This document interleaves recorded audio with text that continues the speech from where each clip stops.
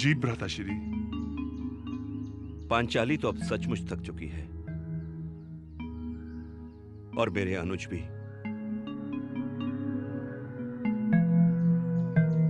अब तुम मझले होने का कर्तव्य निभाओ और जाकर देखो आसपास कोई जल की व्यवस्था या विश्राम करने का उचित स्थान है या नहीं। और हां, शीघ्र लौटना भीम, क्योंकि 12 बरस की वनवास की अवधि अब समाप्त होने को है और दुर्योधन के सैनिक हमें सियार की भांति सूंघते फिर रहे हैं। जो आज्ञा भ्राताश्री।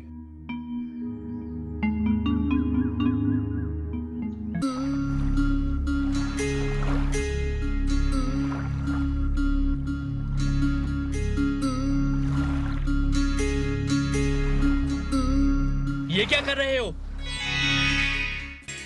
दिखने में तो भद्र और व्यवहार में चांडाल लगते हो। मूर्ख बालक, तुम्हारे माँ बाप ने शिक्षा नहीं दी तुम्हें बड़ों से कैसे बात करते हैं? जाओ और अपने माता पिता से पूछ कर आओ कि इस ताल को गंदा करके तुम कौन सा अच्छा काम कर रहे हो। जल गंदा नहीं करूंगा तो हाथ पैर कैसे धोऊंगा? शीघ्र ही इस ताल से निकलो। इस ताल से मैं देवी के स्नान के लिए जल लेता हूँ और तुम इससे गंदा कर रहे हो। जल का उपयोग नहाने, धोने और शरीर की गंदगी दूर करने के लिए होता है। मंद बुद्धि, वो जल बहती धारा का होता है जहाँ गंदगी रुकती नहीं। ये ताल है, नदी नहीं। तुम यहाँ से निकलो, अन्यथा मैं अपनी सभ्यता की सीमा लांघ जाऊंगा। मैं नहीं जाऊंगा तो क्या कर लोगे? अभी बताता हूँ।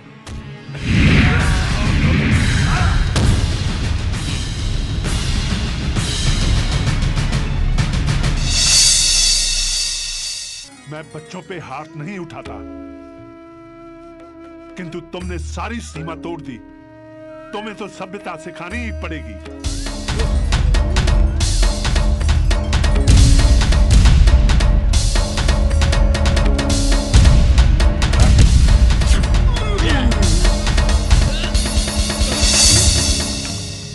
कैरोवत्स, ये तुम क्या कर रहे हो? प्रभु, इसने पूजा का जल अपवित्र किया है, मैं इसे दंड दूंगा। ऐसा मत करो वत्स। ये महाबली भीम तुम्हारे दादा हैं? मेरे दादा श्री भीम? हाँ पुत्र।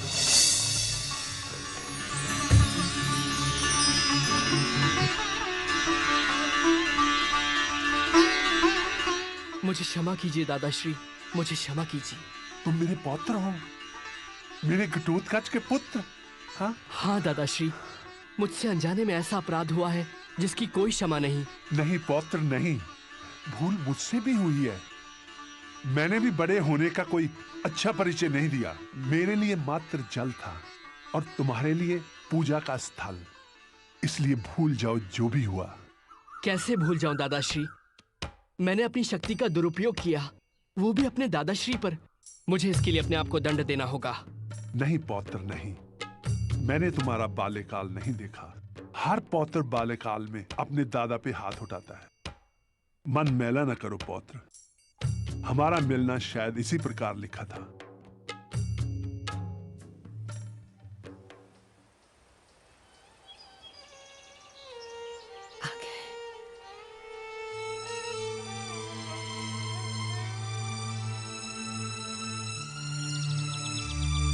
प्रिय भीम, तुमने आने में बहुत विलंब कर दिया। और ये भ्राताश्री, ये बर्बरीक है, मौरवी और घटोत्कच का पुत्र।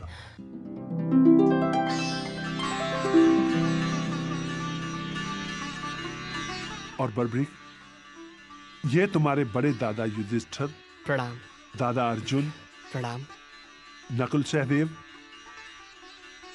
और तुम्हारी दादी द्रौपदी। प्रणाम दादी श्री। आयुष्मान भव। बर्बरीक बड़ा सुंदर नाम है। सुंदरता के साथ साथ ये अद्भुत शक्तिशाली भी है। और जानते हो द्रौपदी, इसने मुझे मल्ल युद्ध में परास्त किया। ये बालक आपको?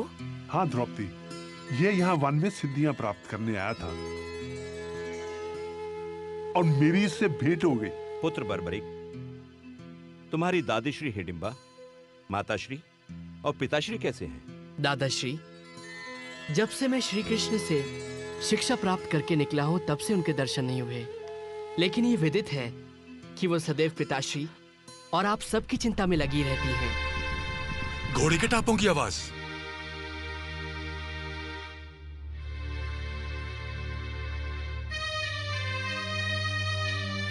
भ्राताश्री, लगता है दुर्योधन के सैनिक हमें ढूंढते हुए यहां तक आ पहुंचे हैं। हमारा वनवास तो समाप्त हो चुका है, अब हमारा अज्ञातवास शुरू हो रहा है। कदाचित तुम्हारा कथन सत्य है अर्जुन, और यदि उन्होंने हमें ढूंढ निकाला तो एक बार फिर हमें 12 बरस का वनवास और 1 बरस का अज्ञातवास सहना होगा। वो आपको नहीं ढूंढ पाएंगे दादाश्री। ये बर्बरीक आपके पौत्र का वचन है।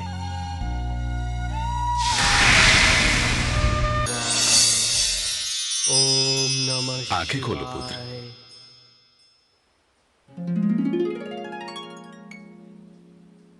प्रणाम प्रभु। कल्याण हो। हम तुम्हारी आराधना से अति प्रसन्न हैं पुत्र। कहो, क्या वर मांगना चाहते हो? प्रभु, प्रथम इच्छा थी कि आपके दर्शन हो, वो अब पूर्ण हुई। और दूसरी? मैं ऐसी शक्ति चाहता हूँ प्रभु जिससे मैं दुर्बल और निसहाय लोगों की रक्षा कर सकूं।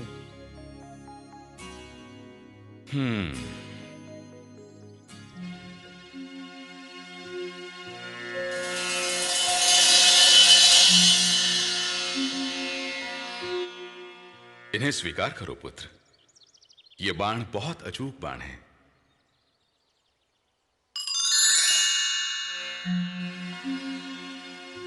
पहला बाण छोड़ने से तुम युद्ध भूमि में जिनका भी वध करने की कामना करोगे, ये बाण उनके शरीर पर मृत्यु चिन्ह बना देगा।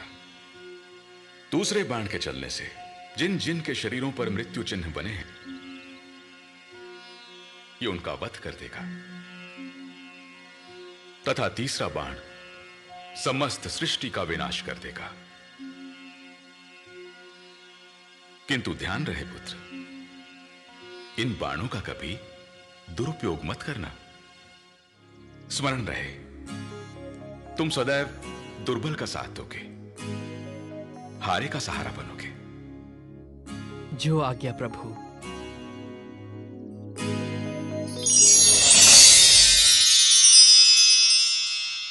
बर्बरिक को प्रलय वाली शक्ति मिल गई।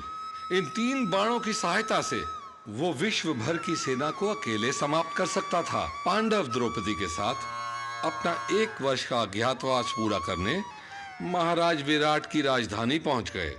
द्रौपदी शैलेंद्री बन गई और उसे महारानी सुदेशना ने अपनी सेवा में रख लिया। युधिष्ठिर विराट नरेश के विशेष सेवक हो गए। भीम रसोइया बन गए। अर्जुन ने विराट पुत्री उत्तरा को नृत्य की शिक्षा दी। नकुल अश्वशाला की देखभाल करने लगे और सहदेव ने चरवाहे का कार्य किया। अज्ञातवास समाप्त होते ही पांडवों का दूत बनकर श्री कृष्ण कौरवों के पास गए, परंतु दुर्योधन ने उनकी बात नहीं मानी। युद्ध होगा बड़े भैया, अवश्य होगा। युद्ध को टालने का मेरा अंतिम प्रयास, मेरा शांति प्रस्ताव विफल हो गया। मामा शकुनी के द्यूत के पासे अब जुए की बिसात से निकलकर नरसंहार का नृत्य कर रहे हैं।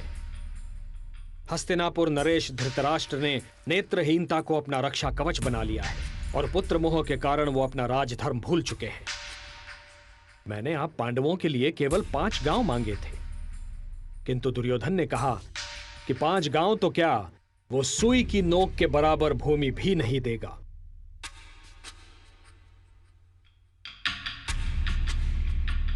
हे केशव, सत्ता और शक्ति के मद में चूर।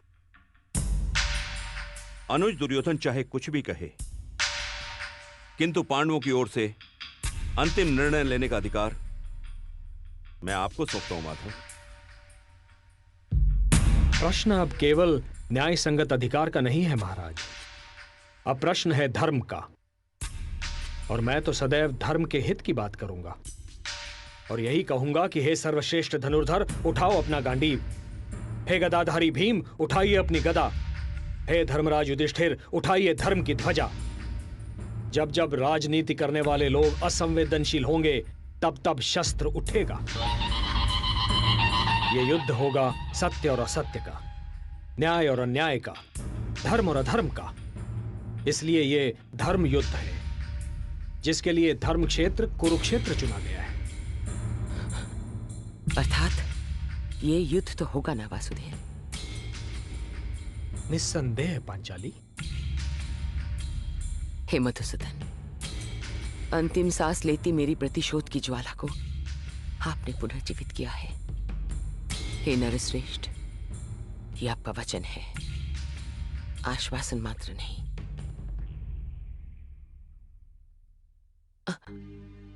नारी के सम्मान को तार तार होते देखा है आपने। हे दीनानाथ, आपने मेरी लाज ढकी। इन खुले केशों के साथ यदि मैं चिता तक जाती तो मेरा स्थान नरक में निश्चित था। कृष्णे, तुम्हारे रूप में समस्त नारी जाति का अपमान करने वालों को चिता भी नहीं मिलेगी। उनके शवों पर विलाप करने वाला कोई नहीं होगा, होंगे केवल गिद्ध। कुमार बर्बरीक की, कुमार बर्बरीक की, कुमार बर्बरीक की, कुमार बर्बरीक की, कुमार बर्बरीक की, कुमार बर्बरीक की। दादीश्री। बर्बरीक। दादीश्री, मुझे लगा कि आप मुझे याद कर रही हैं, सो मैं यहाँ चला आया। बैठ जा पुत्र। बर्बरीक, विधाता ने तो मेरे भाग में प्रतीक्षा ही लिख दी है। कभी अपनों की प्रतीक्षा उम्र भर, तेरे दादा की प्रतीक्षा, और अब तेरी प्रतीक्षा। दादीश्री, आपकी यही प्रतीक्षा तो आपके अपनों की शक्ति है। आपने जिस कार्य के लिए गुरुदेव श्री कृष्ण के पास भेजा था, उनके मार्गदर्शन में वो पूर्ण हुआ। आज आपके बर्बरीक को संसार की बड़ी से बड़ी शक्ति भी चुनौती नहीं दे सकती। पुत्र बर्बरीक,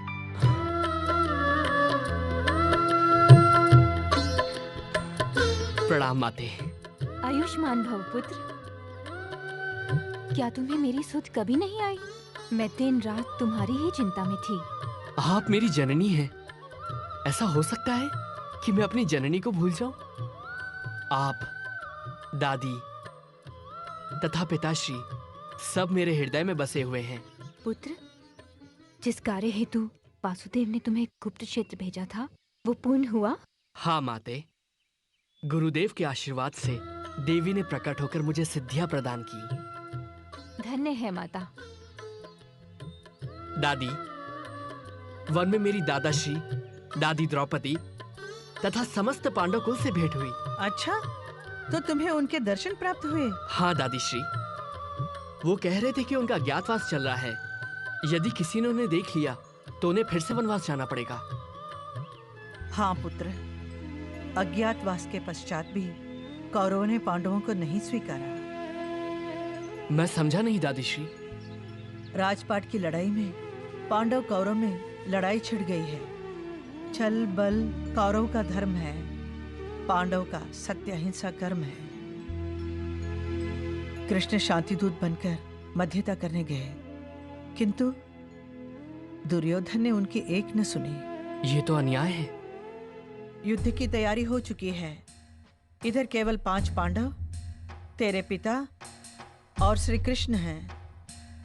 निश्चित रूप से विजय कौरवों की होगी, क्योंकि उनके पास तो अपार सेना है। मेरे होते ऐसा कदापि नहीं हो सकता। यदि कौरव सारे विश्व से एक विशाल सेना भी इकट्ठी कर लें, उनके पास मेरे इन बाणों का सामना करने का साहस नहीं है। पुत्र, तू अभी एक बालक है। इतने बड़े योद्धाओं के समक्ष तू अकेला क्या कर सकेगा? माते, भगवान शिव से मुझे शक्तियां प्राप्त हुई हैं। वरदान के स्वरूप मेरे पास 3 अमोघ बाण हैं, जो किसी भी शत्रु को एक पल में समाप्त कर सकते हैं। मुझे युद्ध क्षेत्र में जाने की आज्ञा दीजिए माताश्री। किंतु पुत्र। माते, मैं केवल वहां जाकर युद्ध देखूंगा। मैंने देवी सिद्धंबिका तथा भगवान शिव को वचन दिया है कि जो पक्ष कमजोर सिद्ध होगा, मैं केवल उसी की सहायता करूंगा। मेरे ये बाण केवल हारने वाले पक्ष के लिए चलेंगे। पुत्र, मौरवी, इसे मत रोको। आज पांडव कुल को इसकी आवश्यकता है। जाओ पुत्र, युद्ध जीत कर आओ और इतिहास बनाओ। सदा हारे का सहारा बनो।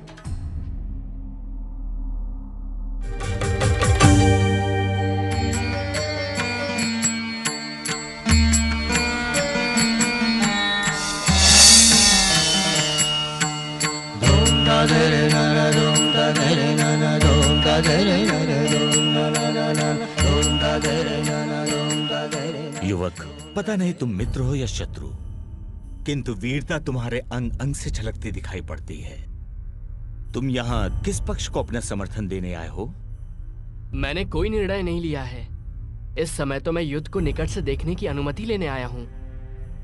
वो तो तुम्हें सरलता से प्राप्त हो जाएगी युवक। ये धर्म युद्ध है। कोई भी योद्धा बिना दबाव के किसी भी पक्ष को अपना समर्थन दे सकता है। विचार करने की बात तो मात्र ये है कि कौन सा पक्ष धर्म, कौन सा अधर्म की ओर है। सुना है इस युद्ध में इतने महारथी इकट्ठा हो रहे हैं जो पहले कभी नहीं हुए। सत्य है युवक, केवल ये बताओ कि तुम अपना समर्थन किस पक्ष को दोगे? मैं तो सदैव निर्बल के पक्ष में हूँ। मैं पराजित का मित्र हूँ। ये दैव्य गुण है, मानवीय नहीं। तुम्हारी सेना कहाँ है युवक? मैं स्वयं एक सेना हूँ। मैं अकेला ही युद्ध करके किसी भी सेना को परास्त कर सकता हूँ। तुम्हारा व्यक्तित्व विचित्र है युवक। सत्य तो प्रदर्शन के पश्चात ही सिद्ध होता है। मैं द्रुपद पुत्र धृष्टद्युम्न, पांडव सेना का प्रधान सेनापति, तुम्हें अपने क्षेत्र से युद्ध देखने का निमंत्रण देता हूँ। धन्यवाद। मुझे पांडव पक्ष से यही अपेक्षा थी।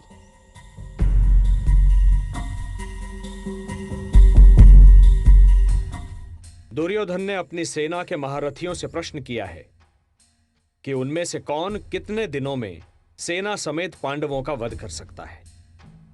पितामह भीष्म और कृपाचार्य ने 1 मास, द्रोणाचार्य ने 15 दिन, अश्वत्थामा ने 10 दिन तथा कर्ण ने 6 दिनों में युद्ध की समाप्ति की घोषणा की है। केशव, आपका तात्पर्य क्या है? यही प्रश्न मैं आप सबसे करना चाहता हूं कि आप में से कौन कितने दिनों में समस्त कौरव सेना को नष्ट कर सकता है।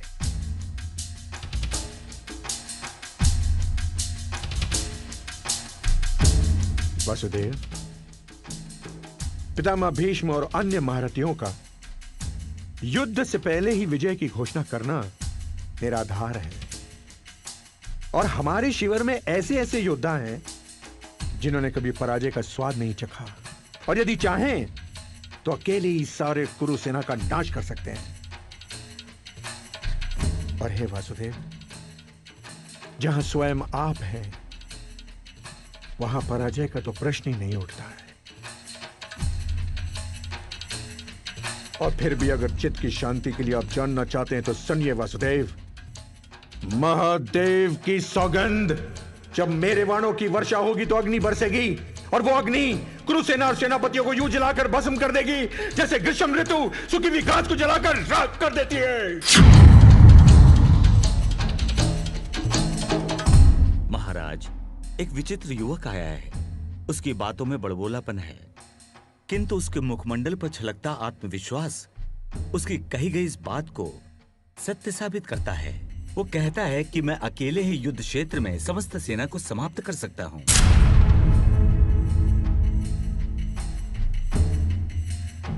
ये तो किसी पागल का प्रलाप लगता है। नहीं पार्थ, युवक है, युद्ध की बात करता है। चलकर देख तो लो उसे।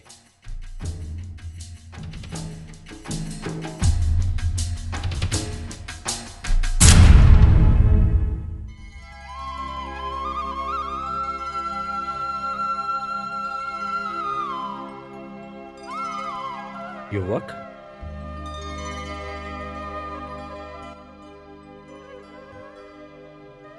गुरुदेव, आप? सुहृदय, प्रणाम प्रभु। आयुष्मान भव। पुत्र, ये तुम्हारे दादा श्री अर्जुन हैं। हाँ, गुप्त क्षेत्र में हम अल्प समय के लिए मिले थे। प्रणाम दादाश्री। विजयी भव पौत्र। गुरुदेव, मुझे युद्ध की सूचना मिली और मैं चला आया।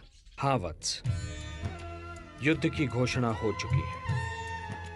अब हमें अपने पक्ष की शक्ति का विस्तार करना होगा। गुरुदेव, अब आपको चिंता करने की क्या आवश्यकता है? आपका शिष्य सिद्ध क्षेत्र से सिद्धियां प्राप्त करके लौटा है। मैं अकेला ही समस्त कौरव सेना को समाप्त कर सकता हूं।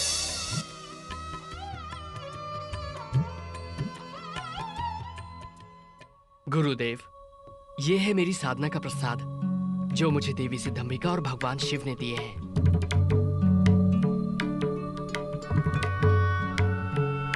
इन बाणों की विशेषता क्या है पुत्र?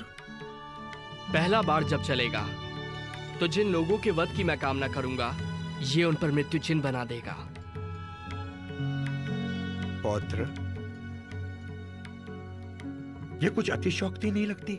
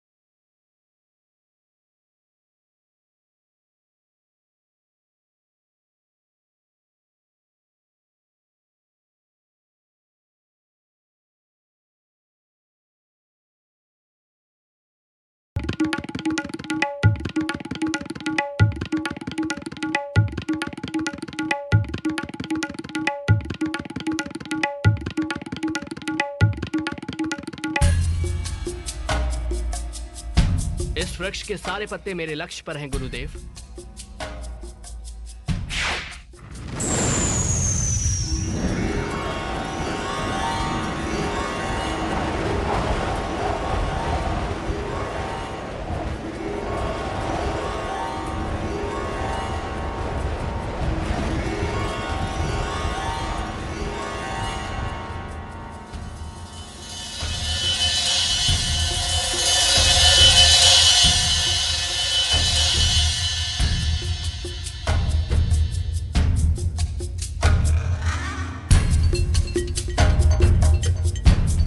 गुरुदेव, पहले बाण ने अपना कार्य पूरा कर दिया।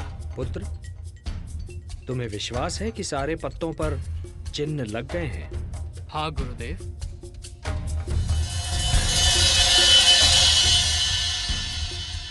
गुरुदेव, अब मेरे दूसरे बाण को छोड़ने से जितने पत्तों पर चिन्ह हैं, वो भूमि पर गिर जाएंगे। और तीसरा बाण तो प्रलय के समान है। यदि मैंने इसका प्रयोग किया तो सारी सृष्टि का विनाश हो जाएगा। मैं इसका प्रयोग कभी नहीं करूंगा। रुक जाओ पौत्र, अब मुझे पूर्ण विश्वास है कि इस महायुद्ध में हम पांडव दुर्बल नहीं हो सकते। दुर्बल तो अब कौरव लगते हैं। ऐसा मत कहिए दादाश्री, अन्यथा अनर्थ हो जाएगा। क्या अनर्थ होगा पुत्र? गुरुदेव, मैंने देवी सिद्धंबिका तथा भगवान शिव को वचन दिया है कि युद्ध में जो पक्ष कमजोर सिद्ध होगा, मैं उसकी ओर से युद्ध करूंगा।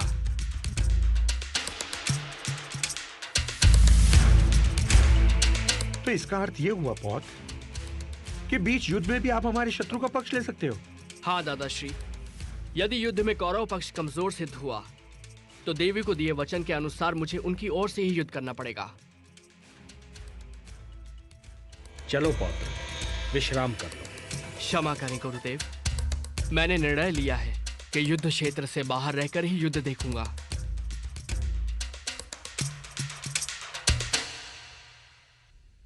चलो पार्थ।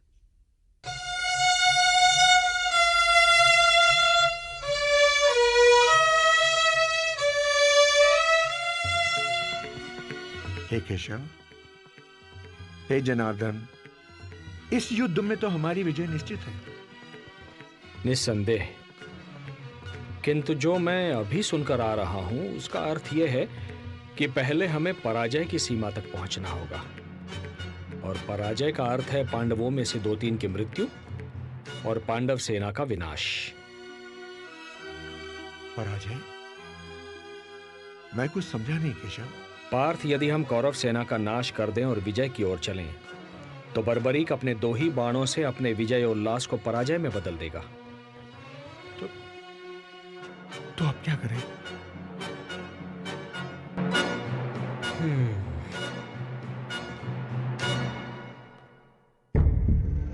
तुम ही बताओ मित्र, क्या सचमुच बर्बरी के बाण चमत्कारी होंगे?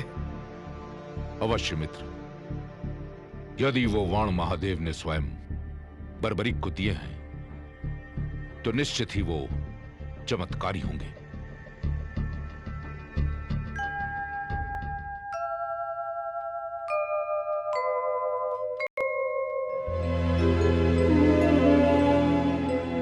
बर्बरीक को युद्ध से हटाना होगा, अन्यथा यह युद्ध की दिशा बदल देगा। यह धर्म युद्ध है। धर्म को बचाने हेतु अब यही एक विकल्प शेष है।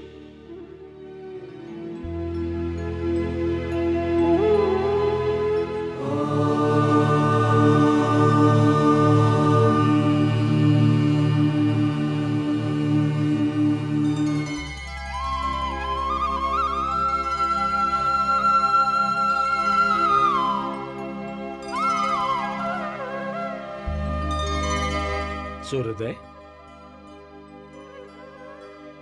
प्रणाम गुरुदेव। प्रणाम दादाश्री। आयुष्मान भव।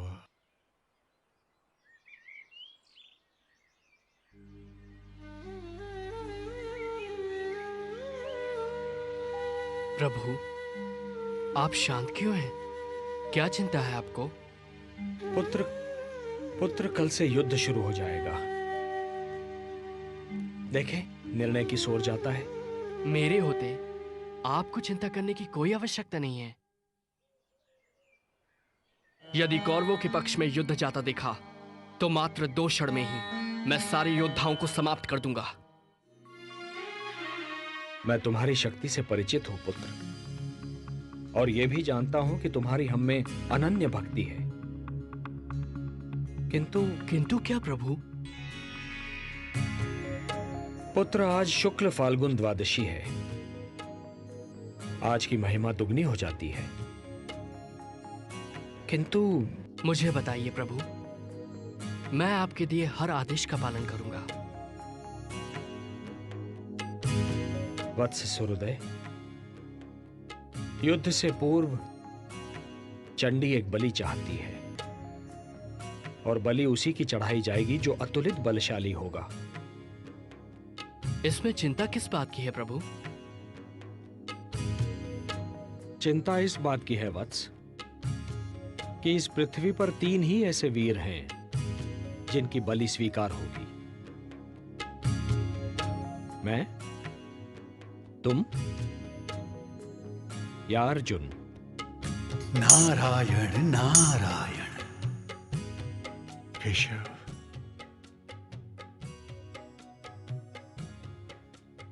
बस इतनी सी बात है केशव? क्या यही आपकी चिंता है?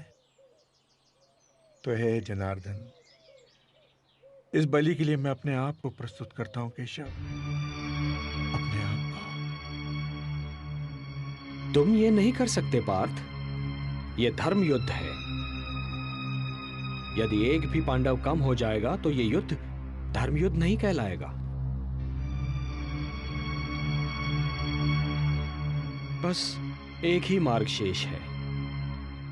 मैं स्वयं ही अपना बलिदान दे देता हूं। वैसे भी युद्ध ना करने की प्रतिज्ञा ली है मैंने। एक सारथी ही तो हूं तुम्हारा। नहीं केशव, नहीं। प्रभु, आप मेरे गुरु हैं, श्रेष्ठ हैं, सभी तरह से ज्येष्ठ हैं मेरे। ये अधिकार सिर्फ मेरा है, मेरा। मुझे आज्ञा दीजिए प्रभु। आपके चरणों की सौगंध खाकर कहता हूं, आपके उद्देश्य को पूरा करने के लिए मैं अपने शीश की बलि देता हूं।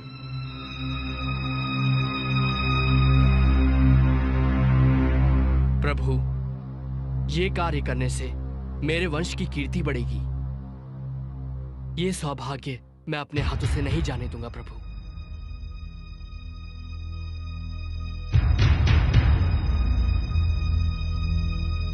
सोचिए मत प्रभु, उठाइए ये शस्त्र और मेरे शीश को धड़ से अलग करके चंडी मां को बलि चढ़ाइए। मैं ऐसा नहीं कर सकता।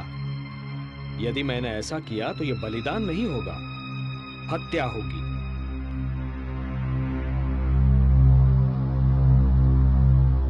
जब मैं स्वेच्छा से ये शीश आपको सौंप रहा हूं तो ये हत्या नहीं कहलाएगी। धर्म यह कहता है वत्स कि बलिदानी स्वयं दान दे। यदि मैं ऐसा करता हूं तो वो हत्या ही कहलाएगी।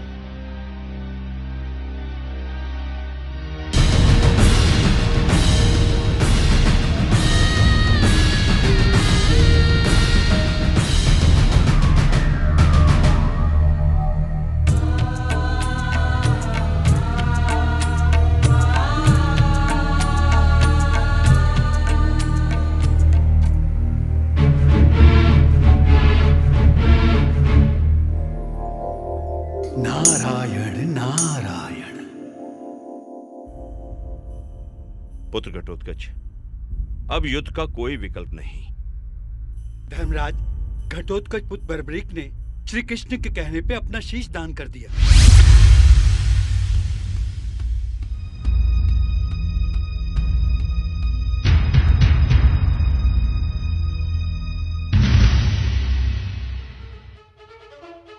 उन वाणों की सत्यता की परीक्षा तो स्वयं वासुदेव ने ली है।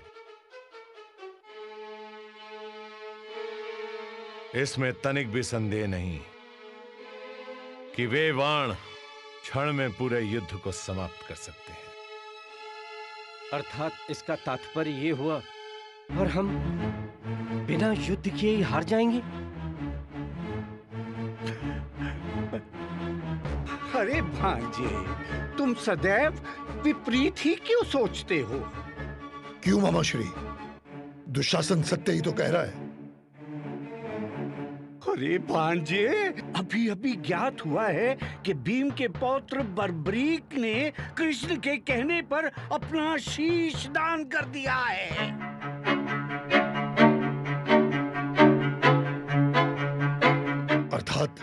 अर्थात भांजो, बर्बरीक की मृत्यु हो चुकी है। अब उसके युद्ध करने का प्रश्न ही उत्पन्न नहीं होता। भीम और पांडव सारे शोकाकुल हैं।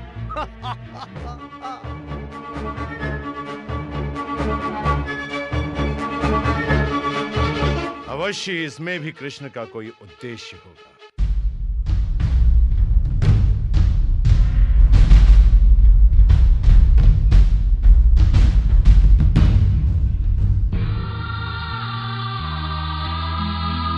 पुत्र बर्बरीक,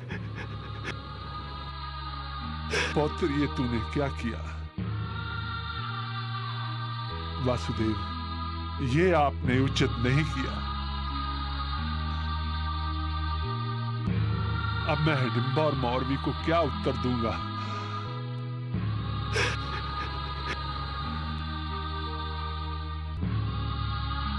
हे ईश्वर,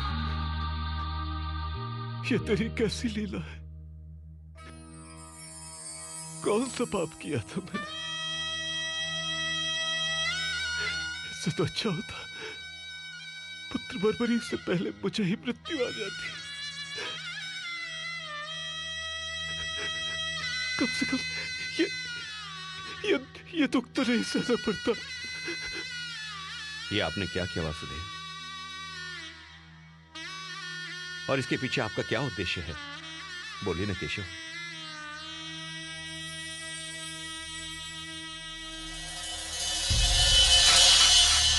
वत्स, भगवान श्री कृष्ण ने महाबली बर्बरीक से ये शीशदान किस कारण मांगा, मैं बताती हूं।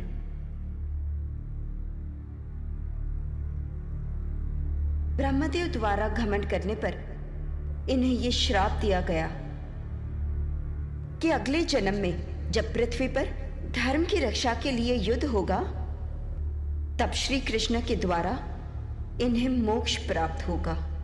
और वे ही इनकी मृत्यु का कारण बनेंगे। इसलिए इसमें श्री कृष्ण का कोई दोष नहीं। आपको श्री कृष्ण पर कोई दोष नहीं लगाना चाहिए।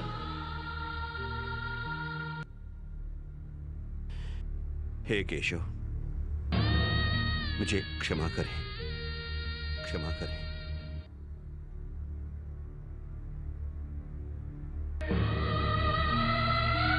हे देवी, ये एक भक्त का शीश है।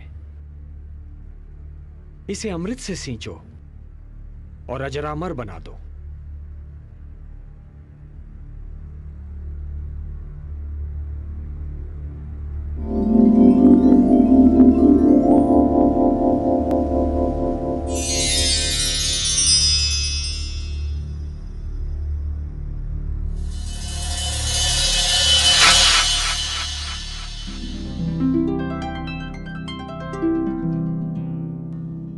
प्रणाम प्रभु। कीर्तिमान भव।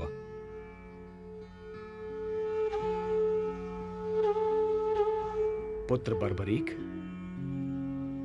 तुम्हारे त्याग, साधना और तुम्हारे इस महान शीशदान ने तुम्हें नर से नरश्रेष्ठ बना दिया है।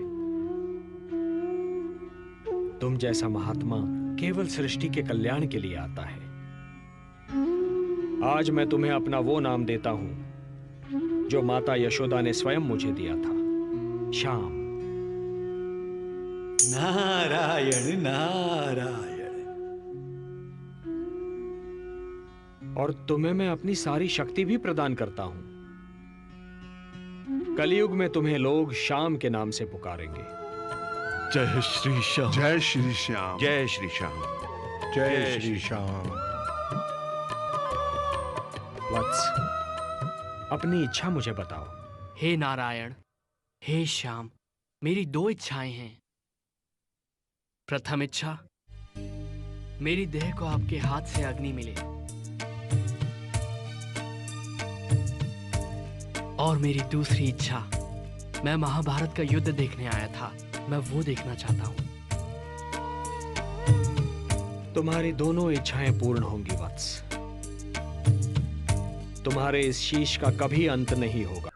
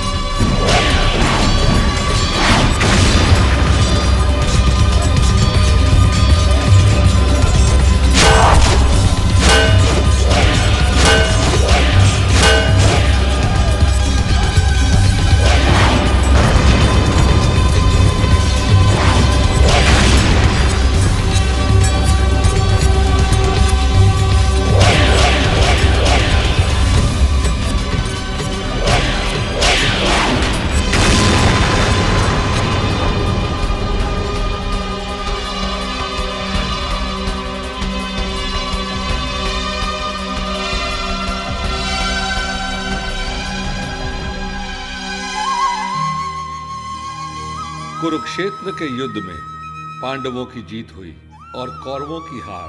चारों ओर से पांडवों की जय जयकार सुनाई दे रही थी। पांचों पांडव इस युद्ध का श्रेय स्वयं ही ले रहे थे। मैंने धर्म की मर्यादा का पालन करते हुए युद्ध का संचालन किया और इसीलिए हमें विजयश्री का प्रसाद मिला। बड़े भैया, इस युद्ध के सबसे बड़े खलनायक दुर्योधन का वध यदि मैं न करता तो ये युद्ध कभी जीता नहीं जा सकता था। मजले भैया, यदि पितामह भीष्म बाणों की शैया पर नहीं लेटे होते तो विजय हमसे कोसों दूर होती।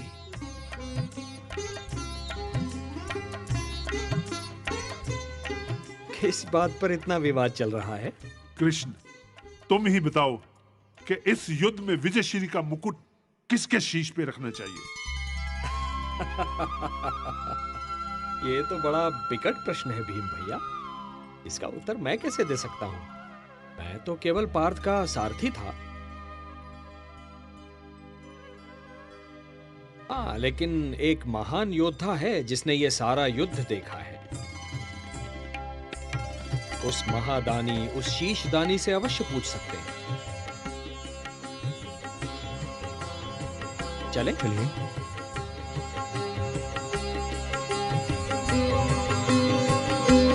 नारायण नारायण।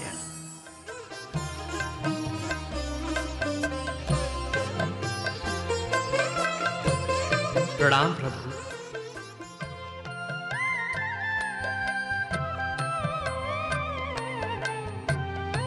हे शीशदानी, तुमने महाभारत युद्ध देखा? हाँ नारायण, संपूर्ण देखा। तुम्हारे ये पांचों पितामह इस बात पर विवाद कर रहे हैं पुत्र कि इस युद्ध में विजय किसके कारण प्राप्त हुई।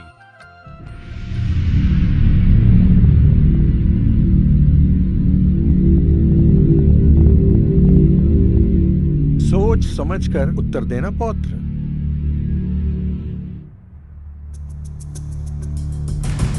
ना जाने किस आधार पर आप सब अपने आप को इस युद्ध का नायक मान रहे हैं। आप बड़े दादा धर्मराज युधिष्ठिर, आपने असत्य भाषण करके अपने गुरु द्रोणाचार्य का वध कर दिया। मेरे पितामह भीम, आपने गदा युद्ध के नियमों का उल्लंघन करके दादा दुर्योधन का वध किया। गांडीवधारी आपने तो युद्ध से पूर्व ही गांडी फेंक दिया था। पितामह भीष्म को आपने शिखंडी का आश्रय लेकर बाणों की शैया पर सुलाया। दादा कर्ण से आपके प्राणों की रक्षा के लिए मेरे पिता घटोत्कच ने अपने प्राणों की आहुति दी। नहीं, आप में से कोई भी नहीं है। इस युद्ध का नायक, इस युद्ध के एक ही महानायक हैं, मेरे गुरुदेव श्री कृष्ण। मुझे तो पूरे युद्ध में गुरुदेव श्री कृष्ण और उनके सुदर्शन चक्र के सिवा और कुछ नहीं दिखाई दिया। गुरुदेव श्री कृष्ण केवल दादा अर्जुन के सारथी नहीं, इस महायुद्ध के सारथी थे कृष्ण, केवल श्री कृष्ण।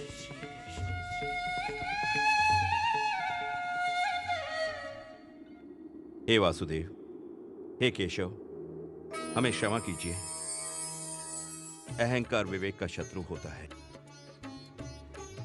हे केशव, युद्ध में यदि आप हमारे साथ ना होते तो कदापि हमें विजय प्राप्त ना होती। हे शीशदानी, इस युद्ध ने अन्यायी कौरवों को दंड दिया, पांडवों को हस्तिनापुर का राज्य दिया, मानवता को शांति दी, किंतु इस युद्ध ने तुम्हें क्या दिया पुत्र? हे नारायण, ये आप भली भांति जानते हैं, मुझे अपने कर्म का कोई पुरस्कार नहीं चाहिए। हे निष्काम कर्मयोगी, तुम्हारे कर्म का पुरस्कार तो मैं तुम्हें दूंगा।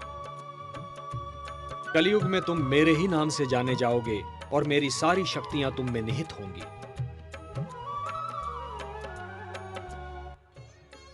जो भी मनुष्य तुम्हारी पूजा करेगा उसकी सारी मनोकामनाएं पूर्ण होंगी। मेरे लिए क्या आज्ञा है प्रभु? पुत्र, कलयुग का प्रसार बढ़ते ही तुम खाटू नाम के स्थान पर प्रकट हो जाना।